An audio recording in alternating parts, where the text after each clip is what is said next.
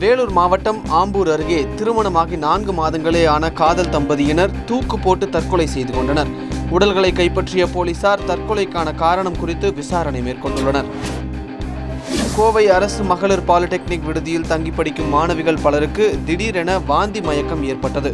பாதிக்கப்பட்ட மாணவிகள் அனைவரும் அரசு மருத்துவமனையில் அனுமதிக்கப்பட்டுள்ளனர். சுகாதாரமற்ற குடிநீரே இதற்கு காரணம் என மருத்துவர்கள் தெரிவித்துள்ளனர்.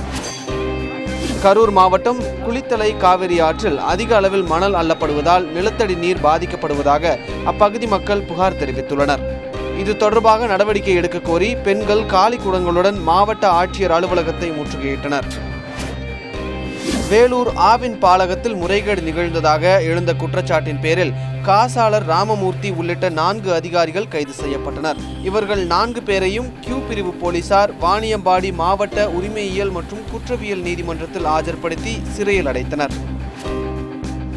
நமக்கு நாமே திட்டத்தின் கீழ் மின்வேலி அமைக்க கோரி தென்காசியை அடுத்த கடையநல்லூரில் விவசாயிகள் ஆர்ப்பாட்டத்தில் ஈடுபட்டனர். தென்னை மரத்திற்கு 10,000 ரூபாய் வீதம் இழப்பீடு வழங்க வேண்டும் என விவசாயிகள் கோரிக்கை விடுத்துள்ளனர். ஈரோடு மாவட்டம் கோபி அருகே உள்ள எல்லைமடை கிராமத்திற்கு சீரான குடிநீர் விநியோகம் செய்ய வலியுறுத்தி கிராம மக்கள் அந்தியூர் சாலையில் மறியலில் ஈடுபட்டனர். இதனால் அப்பகுதியில் சுமார் 1 மணி நேரம் போக்குவரத்து பாதிக்கப்பட்டது. சென்னை மணப்பாக்கத்தில் உள்ள பழைமையான கரிய மாணிக்க பெருமாள் கோவில் கும்பாபிஷேகம் மிக சிறப்பாக நடைபெற்றது. இதையொட்டி யாக குண்டங்கள் அமைத்து வேள்வி பூஜைகள் நடத்தப்பட்டன. இதில் ஏராளமான பக்தர்கள் கலந்து கொண்டு சாமி தரிசனம் செய்தனர். வேதாரண்யம் அருகே உள்ள கோடியக்காடு அவுலியாகனி தர்காவில் சந்தனக்கூடு பெருவிழா சிறப்பாக நடைபெற்றது.